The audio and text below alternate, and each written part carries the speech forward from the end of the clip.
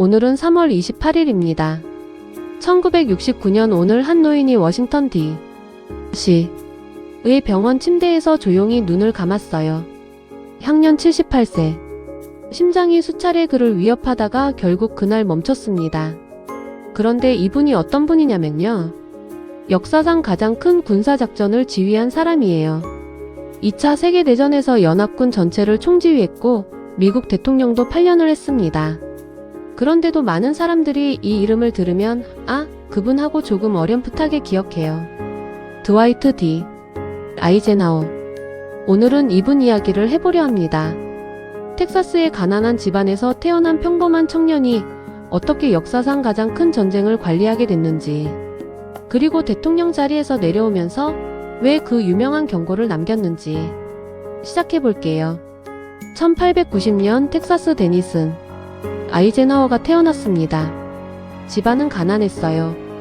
아버지는 작은 공장에서 일했고 형제는 7명이었어요. 특별할 것 없는 중부 미국의 평범한 집이었습니다. 그런데 이 집안이 재미있는 게 어머니가 독실한 평화주의자였어요. 나중에 아들이 역사상 최대 규모의 군사작전을 지휘하게 될 줄은 꿈에도 몰랐겠지만요. 아이젠하워는 캔자스 에빌린에서 자랐는데 공부를 딱히 잘하지는 않았어요. 그냥 성실한 학생이었습니다. 근데 집안이 어려우니까 대학 학비가 문제였어요. 그래서 선택한 길이 웨스트포인트 육군사관학교였습니다. 거기는 무료거든요. 1915년에 졸업했는데 성적이 164명 중 61등이었어요.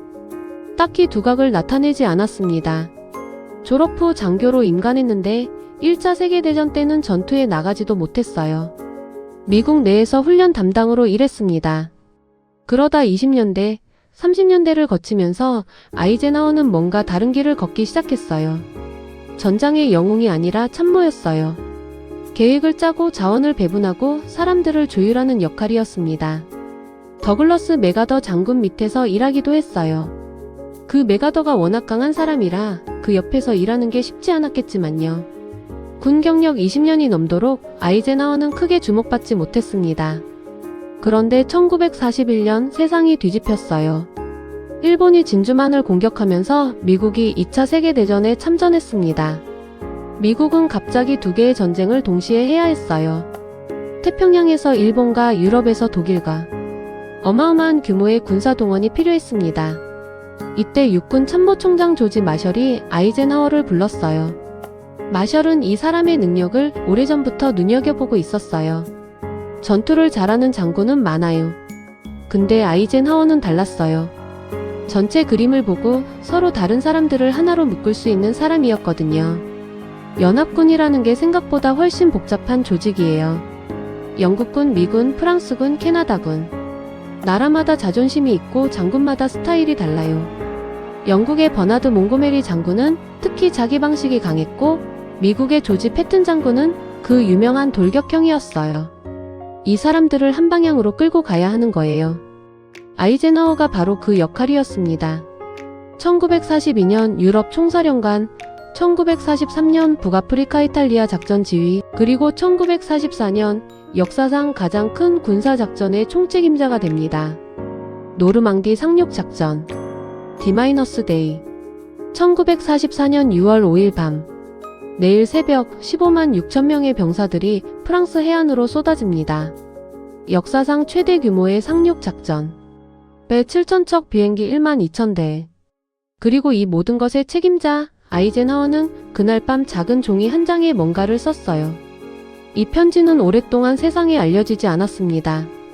그가 주머니에 넣어뒀다가 나중에 발견된 거예요. 내용은 이랬습니다. 우리의 상륙작전은 실패했다.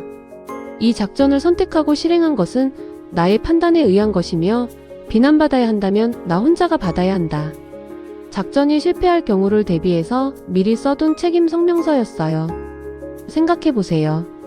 15만 명의 병사를 바다로 보내는 날 전날 밤. 그 무게가 어땠을까요?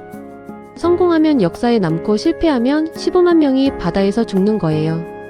그는 그걸 혼자 짊어졌어요. 그리고 6월 6일 새벽 작전은 성공했습니다. 사상자가 없었던 건 아니에요. 오마하 해변에서만 수천 명이 쏟아지는 총탄 속에 목숨을 잃었습니다. 그 편지는 결국 쓸 일이 없었어요. 아이젠하워는 그 이후로도 유럽 전선을 지휘하며 1945년 독일의 항복을 이끌었습니다. 전쟁이 끝났어요. 그리고 그는 미국으로 돌아왔습니다. 영웅으로. 전쟁이 끝나고 미국 전체가 아이젠하워에게 열광했어요. 민주당이 먼저 찾아왔어요. 우리 대통령 후보로 나와주세요. 아이젠하워가 거절했습니다. 공화당도 찾아왔어요. 우리 후보로 나와주세요. 또 거절했습니다. 이게 진심이었냐 아니냐를 두고 역사학자들이 아직도 이야기하는데요. 어쨌든 1952년 아이젠하워는 결국 공화당 후보로 출마를 결심했습니다. 그리고 선거 캠페인 중에 이런 말을 했어요. 당선되면 내가 직접 한국에 가겠습니다. 당시 한국전쟁이 2년째 교착 상태였어요. 미국인들은 지쳐 있었습니다. 이 말 한마디가 엄청난 파급력을 가졌어요. 결과는 압도적 승리. 442대 89의 선거인단 득표로 제34대 미국 대통령이 됩니다. 그리고 당선된 뒤 진짜 한국에 갔어요. 1952년 12월 대통령 당선인 신분으로 한국 전선을 직접 시찰했습니다. 그리고 1953년 7월 한국전쟁 정전 협정이 체결됩니다. 물론 정전이 아이젠하워 혼자서 이룬 건 아니에요. 스탈린이 그해 3월에 사망하면서 소련의 태도가 바뀐 것도 큰 영향이 있었어요. 하지만 아이젠하워가 강하게 종전을 밀어붙이지 않았다면 협상이 그렇게 빨리 마무리됐을지는 모릅니다. 아이젠하워 대통령 시절 이야기를 하면 좀 특이한 느낌이 있어요.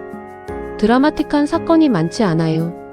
루스벨트처럼 대공황을 극복한 것도 아니고 케네디처럼 젊고 화려하지도 않아요. 그냥 8년이 조용하게 흘러간 느낌이에요. 그런데 그 조용함이 실은 어마어마한 능력이었습니다. 대표적인 게 인터스테이트 고속도로 시스템이에요. 1956년 아이젠하워는 연방고속도로법에 서명합니다. 미국 전역을 연결하는 고속도로망을 만들겠다는 거예요. 총 길이 77,000km. 이게 지금 우리가 아는 미국 고속도로의 기반이에요. 흥미로운 건 이 아이디어가 어디서 나왔냐면요. 2차 세계대전 때 독일의 아우토반을 본 거예요. 군대가 빠르게 이동할 수 있는 도로망이 전쟁에서 얼마나 중요한지를 몸소 경험했기 때문에 평시에도 그런 인프라가 필요하다고 생각한 거예요. 그리고 냉전 시대를 조용히 관리했어요. 소련과 핵 대결 직전까지. 긴장이 고조되는 상황에서 아이젠하워는 강하되 싸우지 않는다는 원칙을 유지했습니다. 뒤에서는 좀 복잡한 일도 있었어요. CIA를 이용해서 이란 정부를 무너뜨리고 과테말라 정권을 교체하는 작전을 승인했습니다. 1953년 이란 작전은 아약스 작전이라고 불리는데 나중에 CIA가 직접 개입을 시인했어요. 이건 지금도 비판을 받는 부분입니다. 미국에서 역사학자들이 대통령 순위를 매기면 아이젠하워는 보통 TOP5에서 10 사이에 들어요. 화려하진 않지만 그만큼 안정적이었다는 평가입니다. 여기서 재미있는 이야기를 하나 해야겠어요. 아이젠하워는 골프를 정말 좋아했습니다. 재임 8년 동안 약 800번 라운드를 했어요. 일주일에 2번 꼴이에요. 당시 언론이 엄청나게 비판했어요. 나라가 어려운데 대통령이 골프나 치고 있다는 거였죠. 아이젠하워는 이 비판에 별로 신경 안 썼어요. 나중에 밝혀진 건데 사실 아이젠하워는 의도적으로 골프를 이용했다는 이야기가 있어요. 골프장에서 주요 인사들과 비공식 회동을 하고 언론의 관심을 정책 대신 골프로 돌려서 더 조용하게 일을 처리하는 방식이었다는 거예요. 그리고 이분이 생각보다 훨씬 전략적인 분이에요. 겉으로는 온화하고 인자한 할아버지 이미지인데 뒤에서는 철저하게 판을 짜는 스타일이었습니다. 역사학자 프레드 그린스타인은 이걸 숨은 손 리더십이라고 불렀어요. 자기 손을 드러내지 않고 상황을 조용히 통제하는 방식이요. 1961년 1월 17일 아이젠하워는 대통령 임기를 사흘 앞두고 텔레비전 앞에 앉았습니다. 퇴임 연설을 하는 날이었어요. 보통 퇴임 연설은 우리나라 만세, 수고 많으셨습니다. 이런 내용이에요. 그런데 아이젠하워는 달랐어요. 그는 경고를 했습니다. 우리는 군산복합체의 부당한 영향력에 맞서 경계해야 합니다. 군산복합체. 군대와 방산기업과 정치가 하나로 결합된 거대한 이익 집단이요. 2차 세계대전을 치르면서 미국에는 엄청난 규모의 방위 산업이 생겨났어요. 전쟁이 끝나도 이 산업은 없어지지 않았어요. 오히려 냉전을 계기로 더 커졌습니다. 군수기업들은 계속 무기를 팔아야 하고 그러려면 갈등이 지속돼야 해요. 그리고 그 갈등을 유지하는데 정치가 동원될 수 있다는 거예요. 지금 들으셔도 소름 돋지 않으세요? 세계 최대 군사작전을 지휘한 전쟁 영웅이 퇴임하면서 한 마리 군대를 경계하라는 거예요. 이 연설은 60년이 넘은 지금도 계속 인용됩니다. 미국에서 국방비 논쟁이 나올 때마다 어디선가 이 말이 꺼내져요. 1969년 3월 28일 아이젠하워는 조용히 세상을 떠났습니다. 그가 남긴 건 전쟁 승리, 8년의 안정, 7만 킬로미터의 고속도로, 그리고 경고 하나였어요. 저는 이 사람이 참 흥미로운 이유가 있어요. 평생을 군인으로 살았지만 전쟁을 가장 두려워했던 사람이에요. 164명 중 61등으로 졸업했지만 결국 그 졸업생들 중 누구보다 큰 역할을 했어요. 대통령이 되기 싫다고 했는데 결국 2번이나 압도적으로 당선됐어요. 조용했지만 강했습니다.